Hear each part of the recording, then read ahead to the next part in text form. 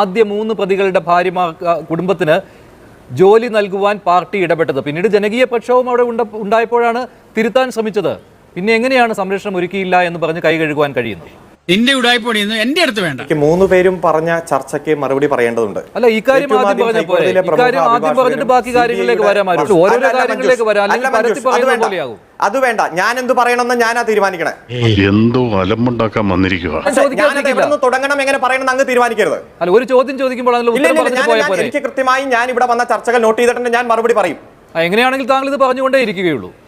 നിന്റെ വേഷം കെട്ടൊന്നും എന്റെ അടുത്ത് വേണ്ട.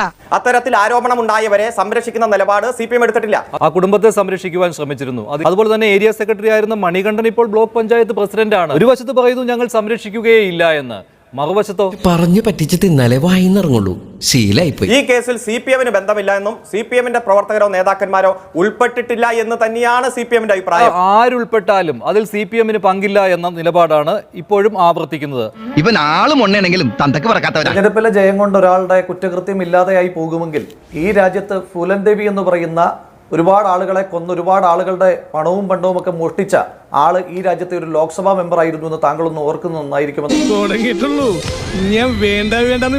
പാർട്ടിക്ക് പങ്കില്ല. ഡേ 1 തൊട്ട് ഇവർ പറഞ്ഞുകൊണ്ടിരിക്കുന്ന കാര്യമാണ് പാർട്ടിക്ക് പങ്കില്ല. പാർട്ടിക്ക് പങ്കില്ല എങ്കിൽ ആ ഒരു കേസിനകത്ത് എന്തിനു വേണ്ടിയിട്ടാണ് സംസ്ഥാന സർക്കാർ ഇങ്ങനെ ഡിഫൻസുമായിട്ട് പോകുന്നത്?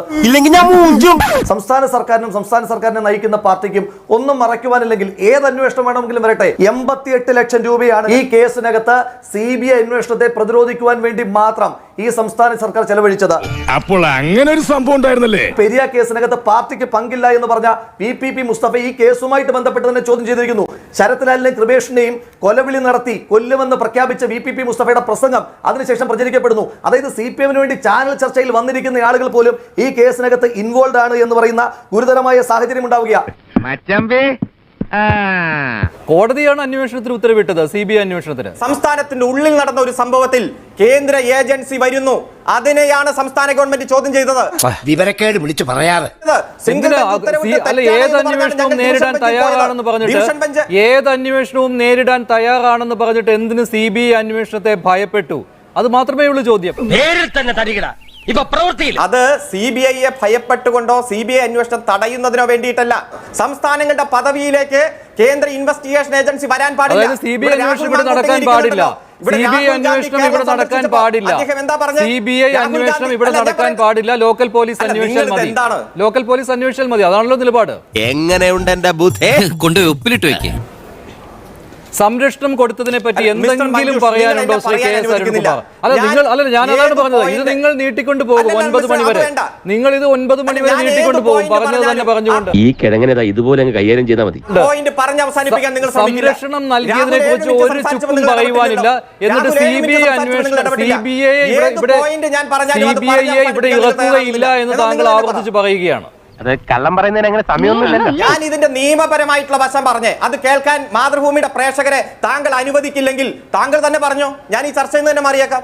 ഇനി അതിനകത്ത് എന്ത് പറയാനുണ്ട് താങ്കൾക്ക്? കുറച്ച് 2.5 വർഷമായിട്ടുള്ള ചർച്ചയല്ലേ, എന്തുകൊണ്ട് അതിനകത്ത് എന്താണ് പറയാൻ ബാക്കിയുള്ളത്? താൻ എന്ത് സംസാരിക്കാനാണ്? എന്തുകൊണ്ട് സംരക്ഷിച്ചു എന്നതിന് ഒരു ചുക്കും താങ്കൾക്ക് മറുപടിയില്ല. ആദ്യ 3 പ്രതികളുടെ കുടുംബത്തെ സംരക്ഷിച്ചത് എന്തിനെന്നൊക്കെ ചോദ്യത്തിന് ഒരു ചുക്കും താങ്കളുടെ കയ്യിൽ മറുപടിയില്ല. ഇതൊക്കെ ഇവന്റെ അടവല്ലേ? എന്തിനാ പുറത്തുനിന്ന് BJP-കാരനായ അഭിഭാഷകനെ കൊണ്ടുവരുന്നത്? ഈ സംസ്ഥാനം തന്നെ പോറ്റി വളർത്തുന്ന 150ഓളം പബ്ലിക് പ്രോസിക്യൂട്ടർമാർ അഭിഭാഷകർ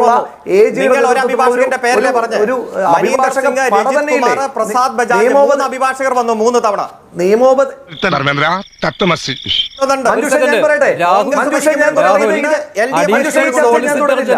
ഈ ചർച്ചയെല്ലാം കഴിയുമ്പോൾ അരുൺകുമാർ എന്ന് പറയുന്ന എന്റെ യുവ സ്നേഹിതൻ വീട്ടിൽ പോയി സ്വസ്ഥമായി ഈ ചർച്ച ഒന്നുകൂടി കേട്ടു നോക്കണം. എന്നിട്ട് ഈ ചർച്ചയ്ക്കകത്ത് ഉയർന്നു വന്ന ചോദ്യം എന്താണെന്നും താങ്കൾ പറയുന്ന മറുപടി എന്താണെന്നും ആ ചോദ്യവും മറുപടിയും തമ്മിൽ എന്തെങ്കിലും വായിക്കാത്ത കയറിയിരുന്ന് വിടുവിച്ചാലേ ശരിയാവും.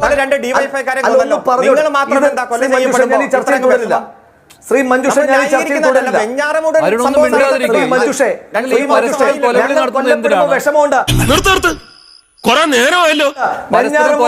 CBI-ക്ക് വിട. റഹീമിനെ കൊണ്ടൊന്ന് സമ്മതിപ്പിക്കാമോ? വെഞ്ഞാറമൂട് കേസ് CBI-ക്ക് വിടെന്നും പറഞ്ഞിട്ട് നിരാഹാരം ഇരുന്ന ഉപവാസം അനുഷ്ഠിച്ചയാളുടെ പേര് അടൂർ പ്രകാശ് എന്ന. കുടുങ്ങാൻ പോകുന്ന നിങ്ങളുടെ നേതാവായിരിക്കും. റഹീമിനെ കൊണ്ട് സമ്മതിപ്പിക്കുക. അതാണല്ലോ ഹീറോയിസം. ഒന്ന് ഇവിടെ അരുൺകുമാർ വാദഗതിക്കിടയിൽ അദ്ദേഹം എന്തൊക്കെയോ പറയുന്നതിനിടയിൽ പറഞ്ഞു പോയതാണോ എന്ന് എനിക്കറിയില്ല. CBI തടയാൻ വേണ്ടിയിട്ടല്ല സർക്കാർ ശ്രമിച്ചതെന്ന്. ഈ സംസ്ഥാന സർക്കാർ ഹൈക്കോടതിയിലും സുപ്രീം കോടതിയിലും പോകുന്ന ആ പെറ്റീഷനകത്തെ പ്രിലിമിനറി പ്ലീ, അതായത് CBI അന്വേഷണത്തെ പ്രതിരോധിക്കണം, സംസ്ഥാനത്തിനകത്ത് CBI അന്വേഷണം പാടില്ല എന്നാണ് പറഞ്ഞത്. അപ്പോ അത് അദ്ദേഹത്തിന്റെ വാദം തെറ്റ്.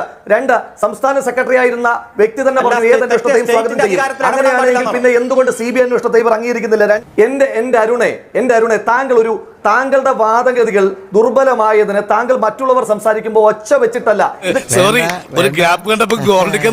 കേരളത്തിലെ പൊതുസമൂഹം കാണും.